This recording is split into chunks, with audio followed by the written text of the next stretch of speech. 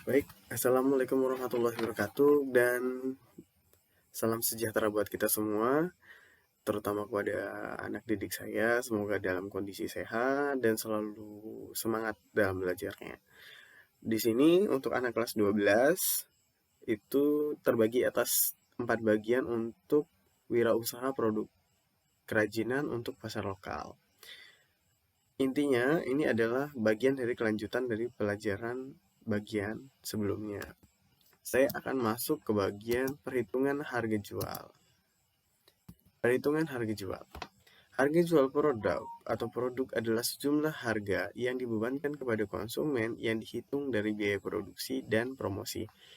Inti dari ini semua adalah ketika kamu beli sebuah barang di supermarket, misalnya kamu beli uangnya, misalnya harga di supermarket 5.000, misalnya ya, harga snack.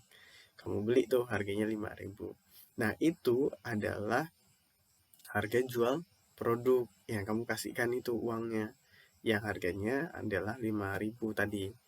Nah, itu kalau seandainya dihitung oleh mereka, itu sudah termasuk dari biaya produksi dan promosinya itu tadi, gitu. Itu yang dinamakan dengan harga jual produk. Biaya produksi adalah biaya-biaya yang dikeluarkan untuk terjadinya produksi barang. Ini sudah jelas ya. Kemudian, jumlah biaya-biaya yang dikeluarkan tersebut menjadi harga pokok produksi. Ingat, ketika nanti saya tanya apa itu HPP, itu adalah harga pokok produksi. Ini harus diingat ya, karena kewirausahaan sampai ekonomi juga nanti akan ada mata pelajaran seperti ini, HPP. Kita lanjut. Nah, metode perhitungan harga pokok produksi itu dibagi atas dua bagian. Yang pertama itu adalah full costing, yang kedua adalah variable costing. Nah, kita mulai dari pendekatan full costing. Apa itu pendekatan full costing? Full costing memperhitungkan semua unsur biaya produksi. Jadi semuanya dihitung dari dia, tidak ada penyekatan atau perbedaan. Pokoknya semua dihitung. Yaitu biaya bahan baku, biaya tenaga kerja produksi, dan biaya overhead tetap dan variabel, serta ditambah dengan biaya memproduksi non-produksi seperti biaya pemasaran dan serta biaya administrasi dan umum. Pokoknya semuanya itu dimasukkan ke dalam satu biaya produksi. Nah, itulah yang dinamakan dengan full costing. Kemudian metode perhitungan harga pokok produksi yang kedua adalah variable costing. Pendekatan variable costing memisahkan perhitungan biaya produksi yang berlaku variabel dan biaya tetap. Jadi dibagi dua, yaitu variabel dan biaya tetap. Biaya variabel terdiri dari biaya bahan baku, biaya tenaga kerja produksi, dan overhead variabel ditambah dengan biaya pemasaran variabel dan biaya umum variabel. Titik. Biaya tetap terdiri dari biaya overhead tetap, biaya pemasaran tetap, biaya administrasi tetap, dan biaya umum tetap. Pokoknya intinya semuanya di sini tetap. Jadi nanti kalau seandainya saya buat soal, kemudian ada tetap-tetapnya, oh berarti variabel costing. Intinya seperti itu, Cak. Ya, kemudian kalau seandainya dibilang variabel, ya berarti ya udah variable costing. Walaupun di full costing tadi juga ada variabel tetapnya juga. Intinya seperti itu. Biaya tetap itu artinya udah tetap, intinya seperti itu aja, tidak bisa diubah-ubah. Kemudian metode perhitungan harga pokok produksi. Harga jual ditentukan dengan beberapa pertimbangan, yaitu bahwa harga jual harus sesuai dengan pasar sasaran yang dituju. Jangan sampai nanti pada saat kamu jual barang itu tidak sesuai dengan pasar sasaran yang kamu tuju. Harganya bisa jadi lebih mahal atau harganya justru akan lebih murah. Kalau seandainya harga barang mahal, maka barang kamu akan sangat sulit untuk dijual. Tapi kalau harga barangnya murah, itu ada dua kondisi. Yang pertama, orang akan berpikir bahwa barang kamu itu tidak lebih baik daripada barang yang ada di pasar tersebut. Atau yang kedua, kamu akan membuat masalah baru. Karena apa? Biasanya di satu pasar itu akan ada sebuah perkumpulan penjual di mana mereka akan menentukan harga pokok tersebut. Paling pun kalau seandainya berkurang, tuh kurangnya tidak terlalu banyak. Misalnya harganya 5.000, kamu jual jadi 3.000, kan perbedaannya 2.000 ya. Cukup cukup besar, apalagi di wirausaha 2000 itu sangat-sangat besar. Dan nanti kamu akan dijatuhkan oleh beberapa orang yang ada di pasar tersebut. Jadi sangat penting apabila kamu menjual barang dengan harga yang cukup sama, tidak berbeda. Misalnya harganya 5.000, kamu jual 4.500, atau misalnya beli 2 dapat 9.000 itu harganya. Jadi tidak terlalu terlihat, dan apabila masyarakat jelas akan mencari sesuatu yang lebih murah, tapi dengan cara main halus. Jadi nanti kalau seandainya ada orang yang misalnya dia berapa nih Pak? 5.000. Oh iya saya beli gitu kan. Kecuali nanti kalau seandainya ada ibu-ibu nanya, Pak berapa nih harga barangnya? 5.000 misalnya, kita bilang kan, habis itu nanti dia bilang bisa nggak ditawar jadi 3.000? Oh nggak bisa Bu, tapi kalau seandainya ibu beli 2 dapat 9.000 misalnya, seperti itu. Jadi dia mulai tertarik dengan barang yang kita beli tanpa dia membocorkan informasi tersebut kepada orang lain. Karena biasanya kalau ibu-ibu dia minta courting itu biasanya kalau seandainya dia udah klop dengan penjual tersebut, dia bakalan akan setia dengan penjual tersebut dan tidak akan menyampaikan informasi tersebut kepada penjual yang lain. Misalnya udah itu tuh di warung sebelah tuh harganya lebih murah, nggak ada, jarang sekali menemukan penjual yang seperti itu, pembeli yang seperti itu. Intinya seperti itu ya. Jadi jangan takut untuk bermain harga. Intinya seperti itu kalau udah berwirausaha. Lanjut kepada metode penetapan harga produk. Nah, di sini produk. Saya kebiasaan nyebut produk ya. Di sini akan terbagi atas 3, dan saya minta maaf kalau seandainya nanti pada saat penyebutan bahasa Inggris saya agak sedikit salah. Karena saya bukan orang bahasa Inggris. Baik, yang pertama adalah supply dan demand approach. Dari tingkat permintaan dan penawaran yang ada ditentukan harga keseimbangan equilibrium price dengan cara mencari harga yang mampu dibayar konsumen dan harga yang diterima produsen sehingga terbentuklah jumlah yang diminta sama dengan jumlah yang ditawarkan. Intinya seperti itu. Harganya harus seimbang antara produsen dan konsumen. Jangan sampai produsennya itu minta harga mahal, konsumennya minta harga murah. Itu akan sangat sulit untuk dijual barang kamu gitu. Intinya sama seperti yang saya jelaskan tadi. Terbentuklah jumlah yang diminta sama dengan jumlah yang ditawarkan. Jadi nanti kalau seandainya udah seimbang, maka nanti bakal harga barang itu jumlahnya akan sama, yang diminta juga yang ditawarkan juga akan sama. Intinya seperti itu. Supply and demand approach. Lanjut, yang berikutnya adalah cost oriented approach. Menentukan harga dengan cara menghitung biaya yang dikeluarkan produsen dengan tingkat keuntungan yang diinginkan, baik dengan markup price atau dengan break even analysis. Markup price ini maksudnya itu harganya agak sedikit ditinggiin, markup atau dijaga. Oh ya, markup itu dijaga ini harganya itu tetap terjaga.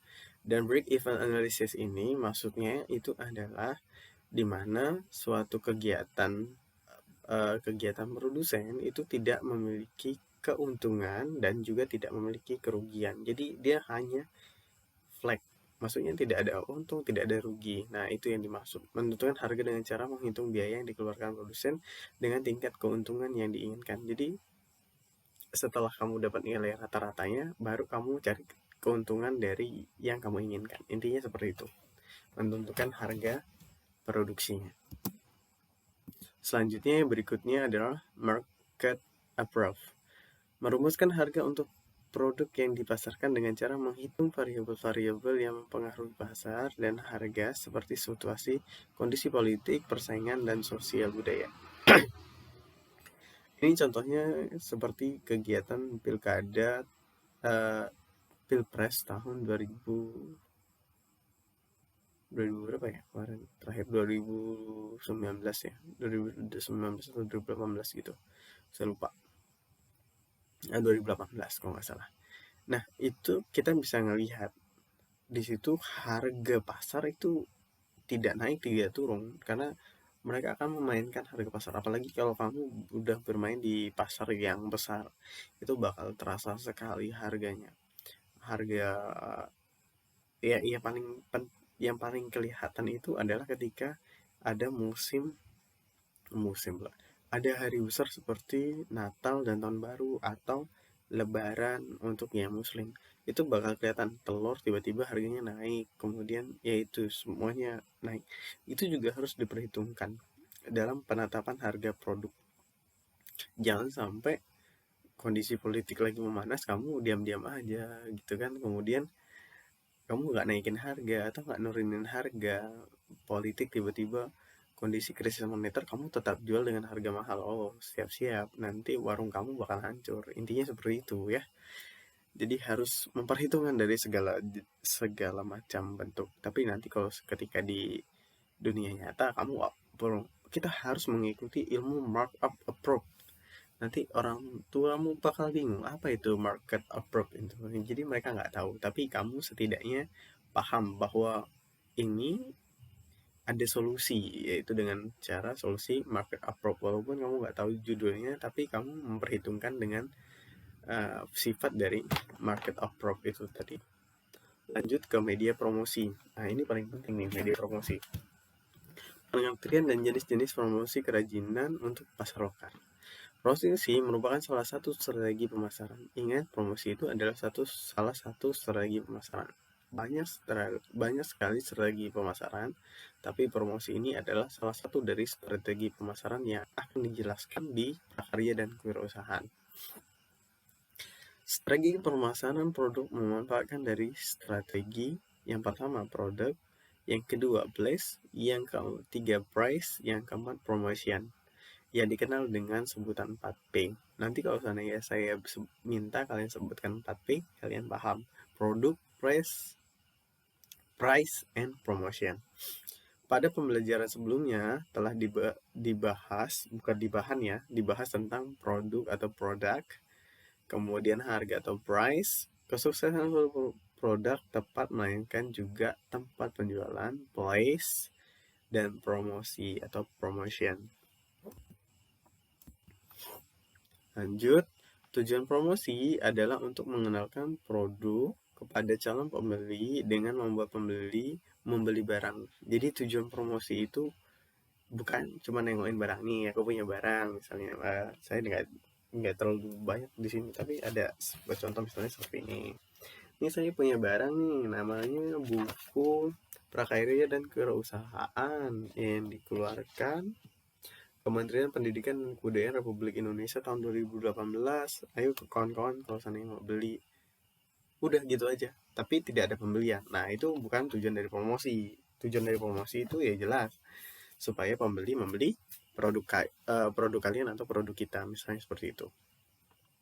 Promosi yang tepat akan diikuti oleh 4 bentuk respon dari calon pembeli.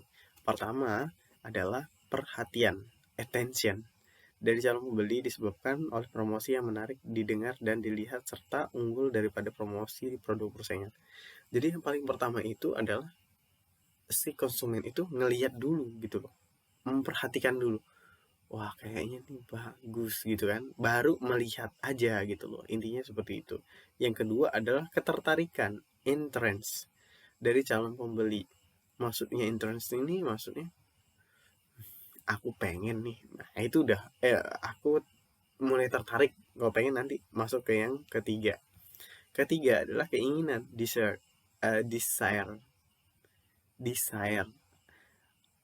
Calon pembeli mencari pemilik produk. Jadi dia nyari dulu nih. Misalnya tadi itu tertarik, dia udah mulai tertarik nih. Misalnya kamu ngelihat orang tertarik ketika ada iklan mie, misalnya mie instan. Nah, di situ nanti orang tersebut desire itu keinginannya adalah dia pergi ke toko. Baru pergi ke toko aja ya. Ada kemungkinan kalau seandainya pergi ke toko, dia kemungkinan nggak beli barang kita misalnya, tapi dia beli barang yang lain gitu. Tapi itu udah masuk yang respon ketiga dari konsumen atau calon pembeli. Yang keempat adalah tindakan atau action dari membeli. Jadi setelah itu bagian terakhirnya adalah action. Secara langsung itulah tujuan dari promosi.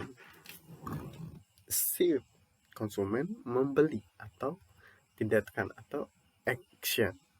4 bentuk respon ini dikenal dengan AIDA atau attention, interest, desire, dan action. Intinya seperti itu. Kalau saya salah sebut desire, nanti silahkan cari yang lain katanya yang betul apa. Kemudian penjual sistem konsinyasi. Ini bagian yang terakhir ya. Penjualan dengan sistem konsinyasi adalah penjualan dengan cara menitipkan produk kepada pihak lain untuk dijualkan dengan harga jual dan persyaratan sesuai dengan perjanjian antara pemilik produk dan penjual.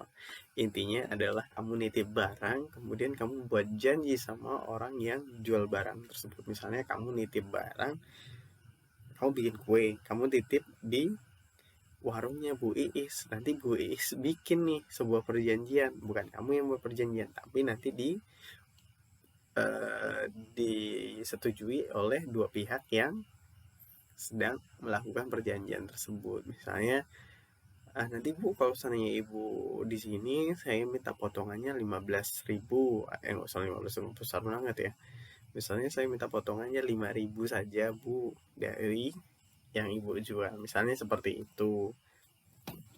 Informasi yang harus ada dalam perjalanan konsinyasi adalah yang pertama nama pihak pemilik, kemudian nama pihak yang dititip, kemudian nama dan keterangan teknis barang. Jadi namanya barangnya harus sudah tahu apa teknisnya, itu misalnya barang tersebut mudah hancur atau tidak, kalau seandainya barang itu mentah, digoreng atau tidak, atau semacamnya, itu adalah tergantung dari barangnya. Kemudian ketentuan penjualan, ketentuan konsumsi, itu semua harus jelas supaya yang menjual barang itu paham dengan apa yang kamu titipkan tadi. Intinya seperti itu, dan materinya sudah selesai. Apabila ada pertanyaan, silahkan tanyakan di kolom komentar video di bawah ini. Saya harap kalian aktif dalam pembelajaran, tidak ada kata malas dalam belajar, terus bertanya, bisa lewat WA, bisa lewat apapun, karena setiap aktivitas kalian akan saya nilai dan akan menambah nilai rapot kalian. Intinya seperti itu. Tapi bagi pendengar yang ingin mencari informasi lebih, saya minta maaf apabila nanti di dalam video saya ada banyak sekali kesalahan. Saya minta maaf.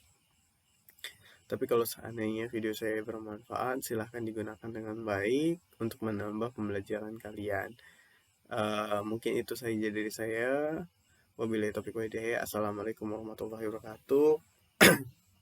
Dan salam belajar, semangat untuk belajar, jangan putus asa dalam belajar. Terima kasih.